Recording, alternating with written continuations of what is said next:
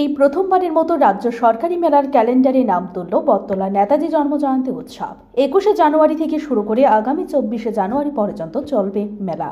বিকাল 4 ঘটিকা নাগাদ উক্ত মেলার শুভ সূচনা হয়।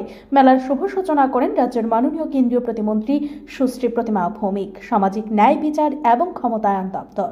এছাড়া উপস্থিত ছিলেন 39 মনু বিধানসভা কেন্দ্রের বিধায়ক মাইল আফরুম মক, 40 সাবরুম বিধানসভা কেন্দ্রের প্রাক্তন বিধায়ক শঙ্কর রায়, সাবরুম মহকুমা শাসক শিবজ্যোতি দত্ত, এসডিপিও দুলাল দত্ত, সাতচাঁদ ব্লক সমষ্টি উন্নয়ন সহ আধিকারিক মধুচন্দ্র দাস সহ প্রমুখ।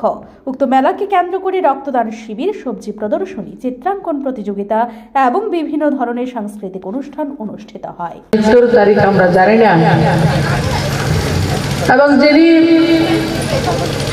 একটা স্লোগান দিয়েছেন, তোমরা আমাকে রক্ত দাও, আমি তোমাদেরকে স্বাধীনতা দেব, দিল্লি চলো, যে উদ্যত আহ্বান করেছেন, সে বীর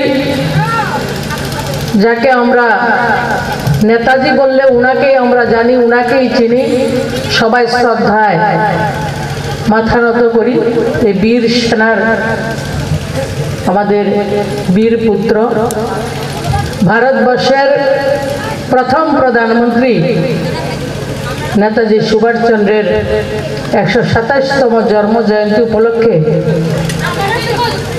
আমাদের সাবরুমের বটতলাতে গত 5 বছর ধরে নেতাজি জন্ম জয়ন্তী উৎসব সংগঠিত হচ্ছে।